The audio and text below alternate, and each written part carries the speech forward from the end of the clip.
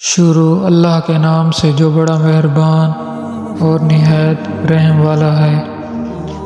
حضرت عثمان کی شہادت کے بعد فتنوں کا سلسلہ شروع ہو جاتا ہے۔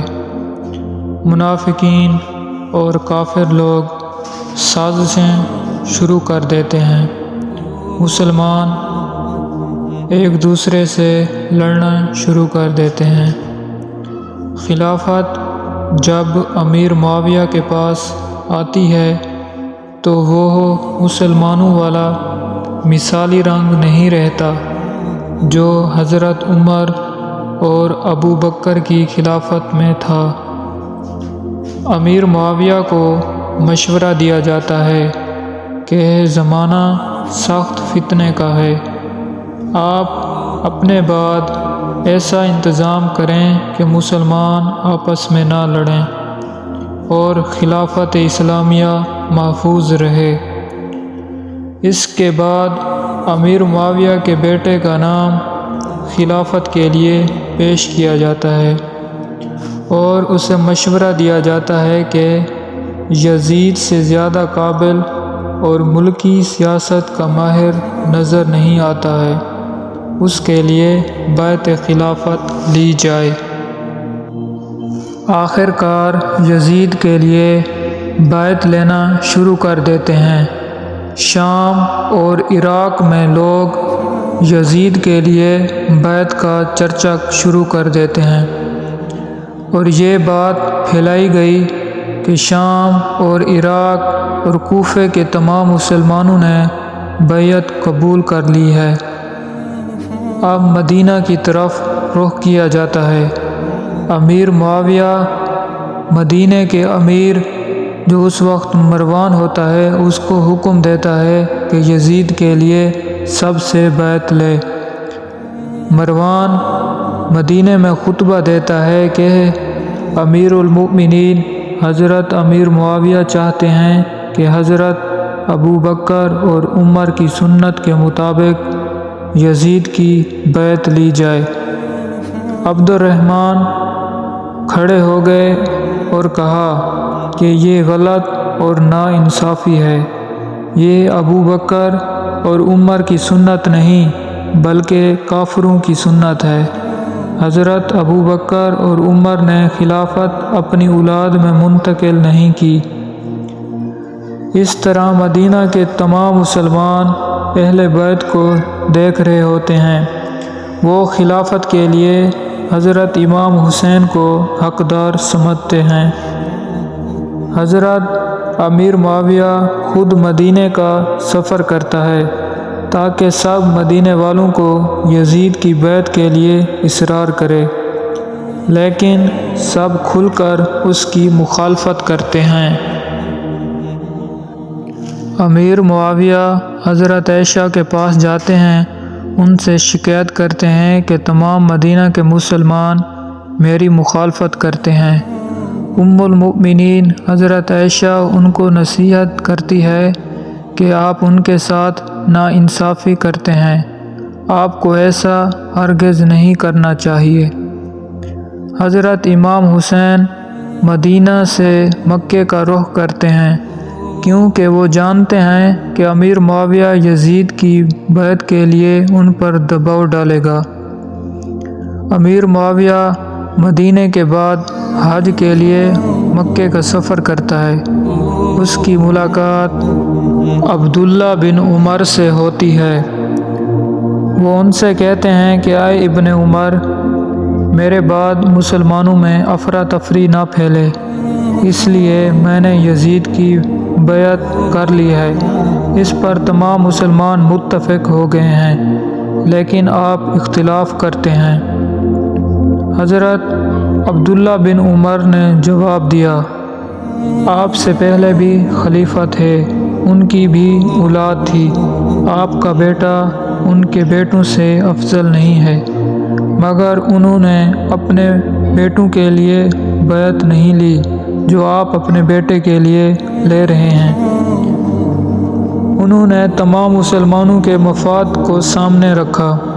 اس کے بعد امیر معاویہ عبد الرحمن اور عبداللہ بن زبیر سے ملاقات کرتے ہیں، مگر وہ بھی اسی طرح یزید کی بیعت کی مخالفت کرتے ہیں۔ امیر معاویہ واپس شام آ جاتا ہے۔ کچھ عرصے بعد حضرت امام حسین اور عبداللہ بن زبیر دونوں خود شام جا کر امیر معاویہ سے ملتے ہیں اور انہیں کہتے ہیں کہ آپ کے لیے مناسب نہیں کہ آپ اپنے بیٹے کے لیے بیعت پر اصرار کریں۔ ہم آپ کے سامنے 3 صورتیں رکھتے ہیں۔ وہ کام کریں جو رسول اللہ نے کیا، اپنی زندگی میں کسی کو متعین نہیں کیا، یا وہ کام کریں جو ابو بکر صدیق نے کیا، ایسے آدمی کا انتخاب کیا جو اس کے خاندان سے نہیں تھا لیکن خلیفہ بننے کی اہلیت رکھتا تھا، جس پر سب مسلمان متفق ہو گئے تھے، یا وہ کام کریں جو حضرت عمر نے کیا کہ اپنے بعد کا خلیفہ 6 آدمیوں پر دائر کر دیا۔ اس کے سوا کوئی اور صورت ہم نہیں دیکھتے نہ قبول کرتے ہیں۔ لیکن حضرت امیر معاویہ کو اس بات پر اصرار رہتا ہے کہ یزید کے ہاتھ پر بیعت مکمل ہو چکی ہے، اس کی مخالفت آپ لوگوں کو جائز نہیں ہے۔ امیر معاویہ کی زندگی میں یہ معاملہ یہیں تک رہتا ہے۔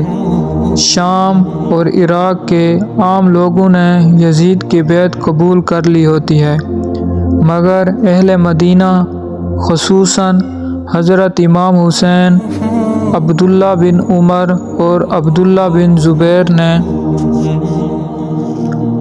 یزید کی بیعت نہیں کی اور ثابت قدم رہے، یہاں تک کہ امیر معاویہ کی وفات ہو جاتی ہے۔ وفات سے پہلے امیر معاویہ یزید کو نصیحت کرتا ہے کہ اہل عراق حضرت امام حسین کو تمہارے خلاف مقابلے کے لیے راضی کر لیں گے۔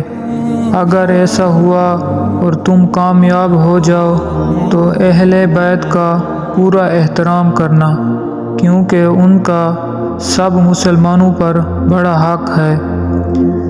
یزید نے تخت خلافت پر آتے ہی مدینہ کے امیر ولید کو خط لکھ دیا کہ وہ حضرت امام حسین اور اہل مدینہ کو بیعت خلافت پر مجبور کرے اور ان کو مہلت نہ دے۔ ولید کے پاس جب یہ خط پہنچتا ہے تو وہ فکر میں پڑ جاتا ہے۔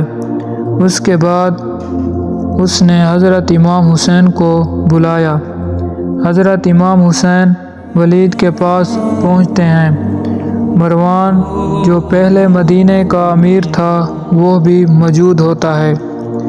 ولید نے یزید کا خط حضرت امام حسین کے سامنے رکھ دیا، جس میں حضرت امیر معاویہ کی وفات کی خبر اور یزید کی بیعت کا حکم تھا۔ حضرت امام حسین نے امیر معاویہ کی وفات پر افسوس کا اظہار کیا اور یزید کی بیعت کے متعلق فرمایا، میرے لیے یہ مناسب نہیں کہ میں پوشیدہ طور پر بیعت کر لوں۔ مناسب یہ ہے کہ آپ سب کو جمع کریں، بیعت خلافت کا مسئلہ سب کے سامنے رکھیں، جو کچھ ہوگا سب کے سامنے ہوگا۔ ولید نے حضرت امام حسین کو واپسی کی اجازت دے دی، لیکن مروان کہتا ہے کہ اگر امام حسین اس وقت تمہارے ہاتھ سے نکل گیا تو پھر کبھی وہ تمہارے ہاتھ نہیں آئے گا۔ میرا خیال ہے ان کو روک لیں ورنہ قتل کر دیں۔ مروان نے ولید کو ملامت کی کہ تو نے موقع ضائع کر دیا۔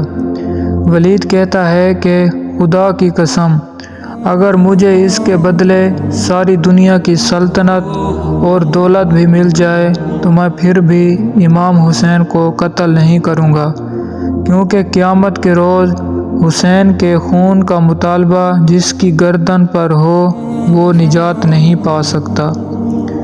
حضرت امام حسین اور عبداللہ بن زبیر مدینے سے مکے کا رخ کرتے ہیں۔ جب یزید کو اس واقعے کی اطلاع ملتی ہے تو وہ ولید کو معزول کر دیتا ہے اور اس کی جگہ عمر بن سعید کو مدینے کا امیر بنا دیتا ہے۔